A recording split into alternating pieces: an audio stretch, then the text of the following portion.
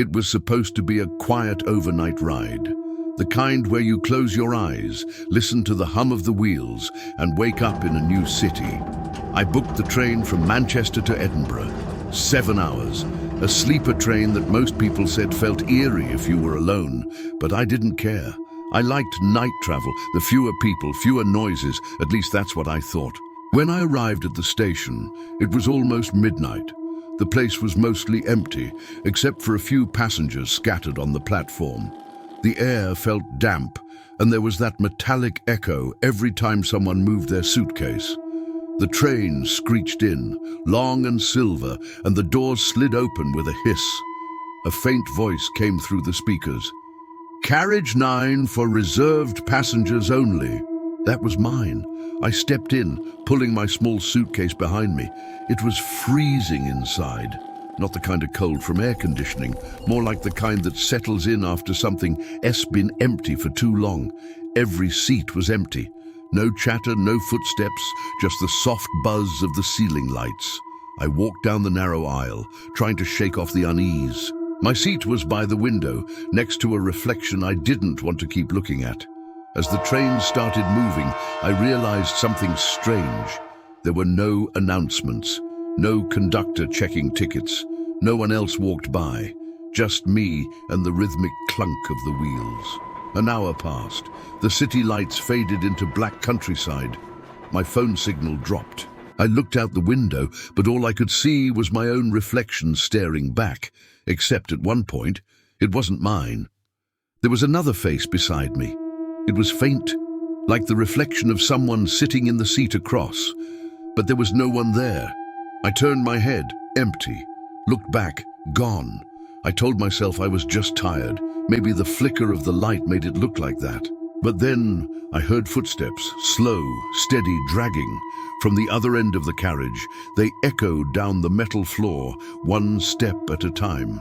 I sat still, pretending to scroll through my phone, hoping whoever it was would just walk past. The footsteps stopped right behind me. I could feel it, that kind of silence that presses on your chest. I slowly looked at the window's reflection again. There was someone standing behind my seat, not moving, not breathing, just standing.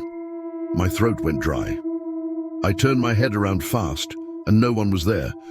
The aisle was completely empty again. I stood up and looked both ways. Nothing.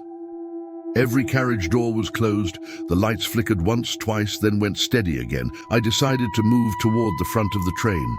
I didn't care if I looked crazy. I just didn't want to be alone in that carriage anymore. The next door opened with a hiss. Carriage 8, also empty. I walked through it, dragging my bag, looking for any sign of life. Carriage 7, 6, 5, all empty. I started to feel this weight in my stomach. Was the entire train empty? I finally reached the dining car. The lights were dim, but there was someone standing behind the counter. A man, tall, with a dark uniform. His back was turned, motionless. "Hey!" I called out. "Is anyone else on board? I think I'm in the wrong carriage." He didn't answer. I took a step closer, the floor creaking under my shoes. "Sir?" He slowly turned around. His eyes looked pale, almost grey. His skin had that lifeless, damp look, like something left underwater too long. "You shouldn't be here," he said softly. His voice didn't sound right. It echoed, but the room didn't. I froze. He blinked slowly and then turned his head toward the door behind me. "It's following you," he whispered. I didn't wait to find out what he meant. I ran, back through the carriages, one after another. The train felt longer now, the air heavier. Every window I passed showed faint outlines, people sitting still, facing forward. But when I turned to look inside, the seats were empty. My heart was pounding so hard, I could barely hear anything else. Then, from somewhere behind me, I heard it again. Footsteps. Faster this time. I reached my carriage and slammed the door behind me, but I wasn't alone anymore. There was someone sitting in my seat, facing the window, perfectly still. My suitcase was right next to their leg. I froze in the doorway, gripping the metal handle so tight my fingers hurt. The person didn't move. They were wearing a dark coat, the same one I had on. Their hair was the same length, same color. Then I realized they looked exactly like me. The train lights dimmed and flickered again, and in that flash, the reflection in the glass shifted. My double turned its head, and I swear, it smiled. I took a step back, my heart nearly stopping. But before I could move again, the train screeched to a halt. The lights went out completely, pitch black. All I could hear was breathing, not mine. Slow, shallow, right next to my ear. And then in a whisper, a voice said, "Your seat was never empty." I must have blacked out, because when I opened my eyes, it was daylight. The train was stopped at the Edinburgh station. People were boarding, laughing, dragging bags down the aisle. Everything looked normal, but the seat across from me was still indented, like someone had just been sitting there. I grabbed my things and walked off without looking back. At the platform, I found a conductor checking tickets.